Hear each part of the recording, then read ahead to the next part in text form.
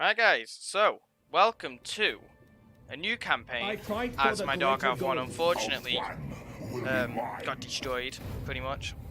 I just didn't expand fast enough is the only reason why that happened. But today, we're going to be playing the Greenskins, my favourite faction of all time in any, well, in any Total War Warhammer game, so the two of them. Definitely my favourite faction of all time. It's just everything they say is just so relatable, I guess, is the best way to say it. We're going to play this Grimgore because this guy is ugly, this guy is even uglier, and this guy is a fucking meme, is what he is. So we're going to be playing as Grimgore Iron-Eyed, the one true git who beat the shit out of RK on the Ever-Chosen. Let's go over this.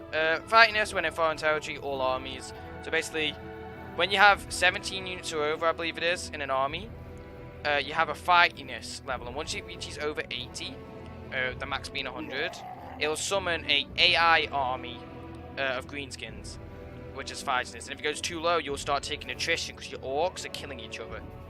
So that happens if you lose, you get more if you win. Like battles. Lose battles, you'll go down a lot. Combat movement range plus 10, don't really need to explain, that's really good though. Upkeep for Black Orcs and Big Guns units, our two most elite infantry. Black Orcs are here. These guys are immortals, as he came in with these guys as his bodyguard from the east. More disciplined, armoured, and deadly than other orcs, with a few enemies with their heavy weapons for fun.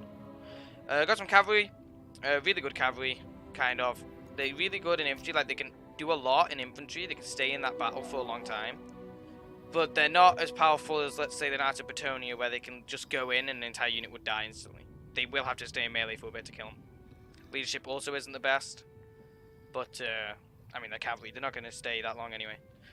Doom Diver Catapult, very, very good. It's, how do I say it? It's like homes in, so the enemy's moving, and you fired, like, if they're standing still and you fired and they start moving, this will home in on them, which is very good.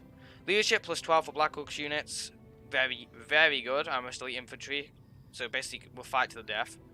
Armor plus 10 for Black Orc units, so 110 armor, plus that 120 armor, plus a banner he also has, which gives it even more armor, which is very, very, very powerful. I think it's only 20 less armor than a tank with all them things on it. Than a steam tank. And income from post-battle loot, it's okay. I mean, it's not really useful. Well, I mean, it's useful, obviously, it adds up, but you know, you can get a better trait than that. You would want a better trait than that.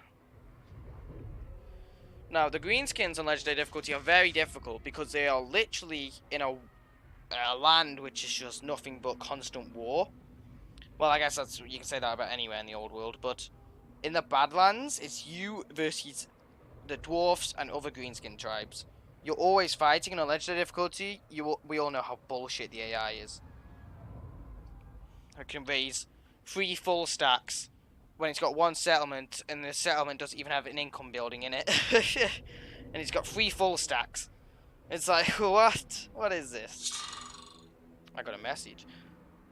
It just doesn't make sense, but, you know, that's what legendary difficulty is, man. It doesn't make sense. It's just very difficult, and I love it.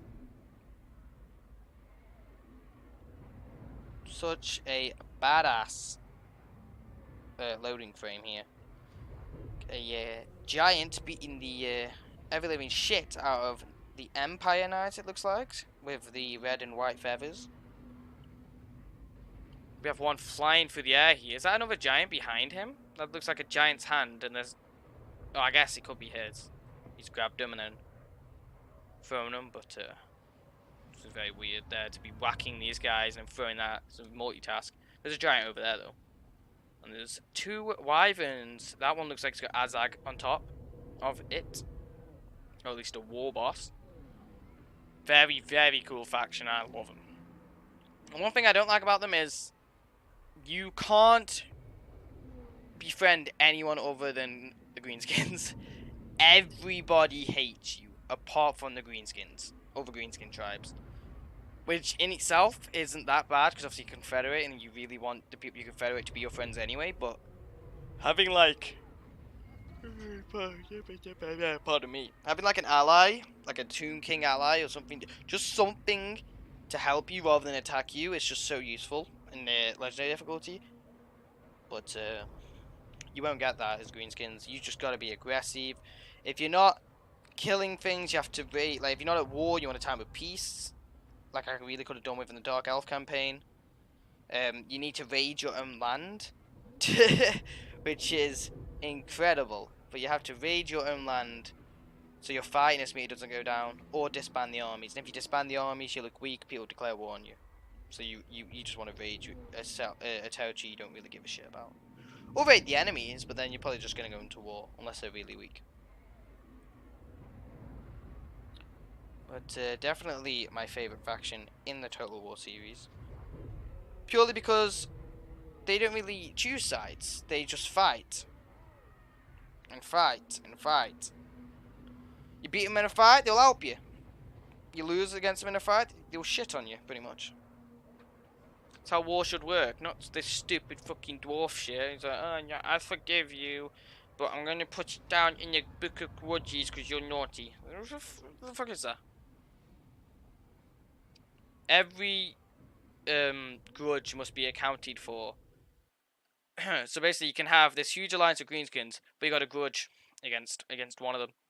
And you're gonna start a war just because you want revenge. Like, fuck off, dwarfs. Forces of good, my ass. I know if you pay enough gifts to factions, Crag is yours, my brutal lord. You can be friends with them. The Badlands beyond lay open for conquest. This area is dominated by tribes of inferior Greenskins. On the plains to the west, Rotgut's Red Fangs mass against you, angry at the loss of their stronghold. Proving your utter superiority over Gorfang should be your first calling. Vanquish the Red Fang, and tribes of lesser orcs will flock to your banner, freeing your mobs to look further afield for lands to conquer. The stunted dwarfs that dwell in the mountains around you should provide plentiful quarry. Your enemies are belligerent and won't necessarily cow down to your indomitable will. They need to be tamed, broken, or annihilated. Annihilated. Look at this man right here. Look at this big fucking behemoth. Yep, so the fightiness grows significantly with large additional force appears nearby, and you can command it to where to go, or you can command it to follow you. Underway, just like the Beastman, well, I guess Beastman uses Beast Pass, but it's the same concept. You can go over mountains and shit, you don't need to walk all the way around. First things we're going to buy, obviously we start off with this. First thing we're going to buy is Cave of Shinies, plus a Greenskin camp, upgrade to settlement, of course, and first battle, actually, before that, diplomacy. Now, these guys will not take a non-aggression pact with you on turn 1.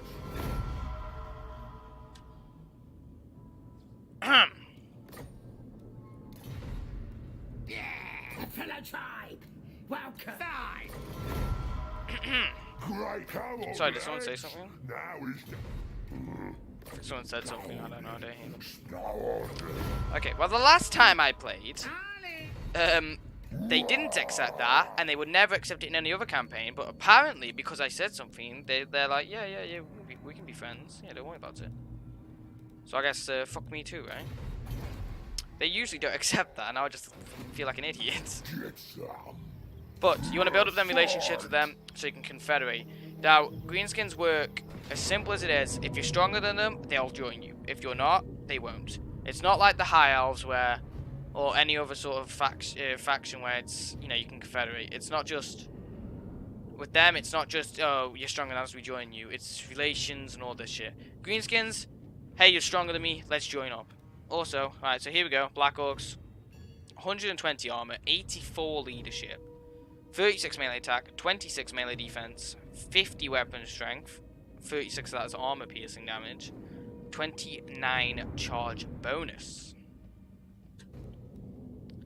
Loyal mob of mites. Yeah, mortals. There you go. So plus 5 armor, plus 6 melee defense, and plus 10 leadership on these guys. 94 leadership now, 125 armor, which is 25 less armor than a steam tank, more melee defense, and these things will just annihilate any kind of enemy you put in their path. Swordmasters of Oath, they'll eat them up for breakfast. Hagenef Executioners, they'll shit on them. Gnash, or Nash if the G is silent, they'll eat him up and shit him out and then eat him again, because that's what Greenskins do. Such a cool faction though. Like, so you got Lizardmen, which everybody, I swear it's the most common thing to hear people say Lizardmen are so cool. They're not, okay? They're not cool. Yes, they're dinosaurs, that's cool, but the Lizardmen themselves are not. They're so fucking annoying. They're not a part of the Old One's plan, even though we don't know the Old Ones personally. So we're just speaking for the Old One's plan. Oh, them high elves shouldn't be here. Let's kill them. What? Just really don't like the Lizardmen. I like the lore. I like the names, like the Last Defender of what was it, Zotl or something like that. That's really cool names, but you sack. It was your duty to stop the end times from coming, and you basically let it happen for how long? Sack. Sackity, sackity, sack, sack, sack. These guys behind the goblins just to make it look like it's the giant, massive gobbos there. Let's go then. I'm going to put Grimgor with the Black Orcs because those two will destroy everything. And we're going to let our catapult, Doom Dive, well, I did as a catapult, but Doom Dive catapult do as much damage before we engage in melee with these guys. Pardon me. They have lost almost 40 models so far. They will lose more because the AI is terrible at controlling them. So cool. Send those guys send this guy over there. Send those guys over there. Put our cav in. Now, Orc Boys will win against Gobbos. Gobbos will win against... Well, they won't win against the Lord, but they'll tie it down. Black Orcs will win against Orc Boys. Grimgor will win against... Fuck Boy. I'm gonna send our cav around to deal with these archers. Pretty sure I'm hitting my own guys there.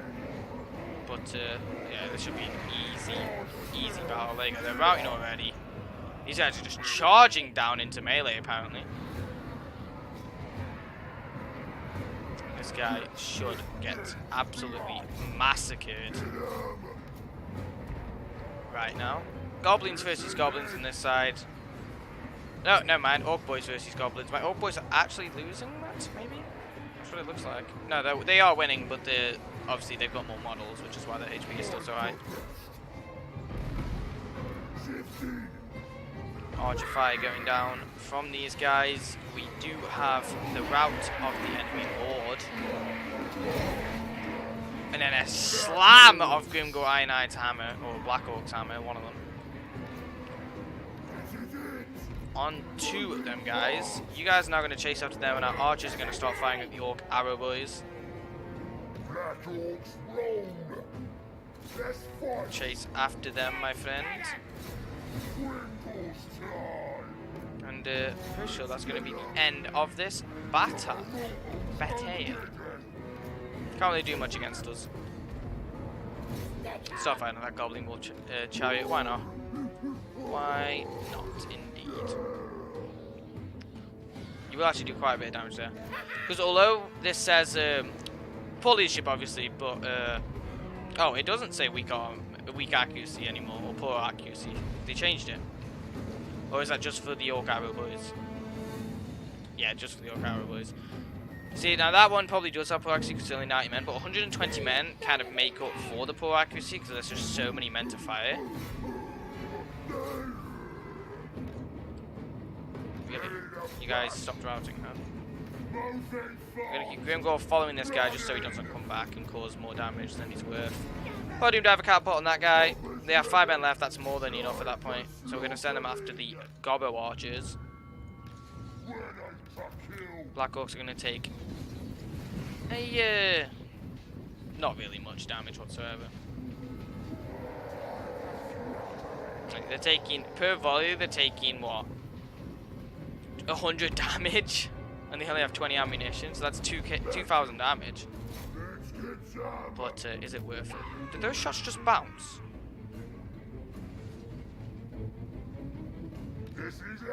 Tell me I didn't just see that those shots just bounced.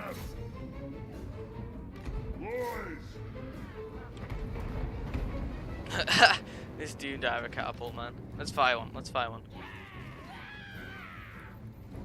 Get in. You're reloading. Okay. Well, you take your sweet ass time reloading. I'll tell you that. We is better than them. Oh, of course you would move. Of course you would move. Yeah. I'm so used to firing cannons. And it's inverted as well. Gross. Good. Gross. Finish up the rest of these forces. You won't be able to get them before they go off the map, though,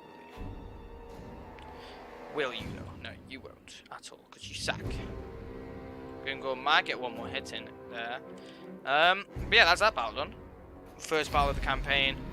It was a very easy battle, but it's to be expected. They're not going to throw an army in your face that you can't win against. I think when they first released the game, they actually did do that. I think it was the Lizardmen when they first released the game on the Vortex campaign. If you played on Legendary, there was like an army of 17 Skaven. And it was literally impossible to win, I'm pretty sure I remember. Because you had like 4 units of Storm Vermin, 2 Doom Wheels, a Plague Claw Catapult, and then the rest were like Skaven Slaves and Archers. But all you had as Krotgar was Krotgar, obviously. He doesn't have AoE auto attack, so he's not going to do much. Well, he does have AoE auto attacks, I think, but they're not that big AoE. 2 Saurus Warriors without shields, the Cold One Spear Riders, and the Stegodon. But they had 2 units of Storm Vermin Harvest, 2 units of Storm Vermin Sword and Shield, so your Saurus Warriors would get fucked, and your Stegodon would get fucked. So it was like, what the fuck? Obviously, there was a way around it. You just recruited more troops in your base, and if they attacked you, you used your garrison to beat the shit out of them, but it was still like, what the fuck? You couldn't sally out to beat their ass, they had to come to you. I'm gonna love this campaign, though. I think I'm gonna do another Dark Elf campaign alongside this one. I really liked playing the Dark Elf, so I think I will. Not sure if I should go with Hageneth though, but I don't think I will, because that public order penalty in Legendary, if you don't sacrifice enough slaves. Actually, I think I will go Hageneth, actually, because I love Malekith, but I don't know. I just feel like he's got everyone wants to wage war on him, and they probably do want to wage war on Hageneth as well, because obviously Dark Elves. But she can summon an army, a full stack. So I think I'm gonna play Hageneth next, actually. Yeah, I will do. I'm gonna do. So it's gonna be 4 campaigns. Got the quest battle one, and the reason why I started that quest battle one was purely because when I first got this game, or like in the first 500 hours or something of me playing it, I could not do the Bretonnian Chaos Entry Wars Chaos Race on easy. I couldn't. It was impossible. I was playing it like 20 hours in 2 days, the same battle over and over again. doing everything I can, and I couldn't do it. And I was googling how do you beat another, and he came up with videos, but all the videos were in a campaign, so that they could ping their army, not the one the main menu gives you. So I was like, fuck it, because I remembered it when I was playing Bretonian, I saw that quest pop up. Fuck it. I want to do this campaign. I want to show people how to do it, because there's nothing better than seeing quest complete free in everyone's or in your main menu. 3% this time. Nah, we're just gonna take this. We're just gonna go back to our territory anyway, so it's not gonna be a big problem. But yeah, 4 campaigns. Gonna be that CS:GO, which is every other day. Purely because I like playing CS:GO, and what's the point of not uploading it? Really, like this. You can say not upload it, but why? You know, like, there's no reason to not upload it. I guess there's no reason to upload it either, but there's more reason to not upload it than not upload it. But that's actually going to be it for the first episode. We're going to recruit 3 Orcos. That's going to be it for the first episode, though, after this end turn sequence. It's a short one, I know, but I don't really like doing the first episode. I kind of want to give an overhaul of the faction and all that. I'm sure you'll know it, but it's just force of habit, I guess. You want to explain everything to to your viewers. You might not be in a point where they can do legendary difficulty confidently. And I know I just said that when I lost my Dark Elf campaign, but I didn't really put much time into the Dark Elf campaign, or learning Dark Elves in this game. High Elves and Dark Elves were 2 of the factions I didn't really give a shit about. So, well, yeah. Didn't really give a shit about them. Because, I believe it was around the time I was watching The Hobbit when this game came out, or when Total Warhammer 2 came out, because I was playing Total Warhammer 1 at the time. I believe I was like on a Lord of the Rings and The Hobbit sort of spree. And obviously, the dwarves in them films are just 10 times better than the elves. I'm sorry, Legolas, but Gimli is 10 times better. But yeah, that's going to be it for this episode. I hope to see you in part 2, and I hope you've enjoyed. And I will, well, see you later.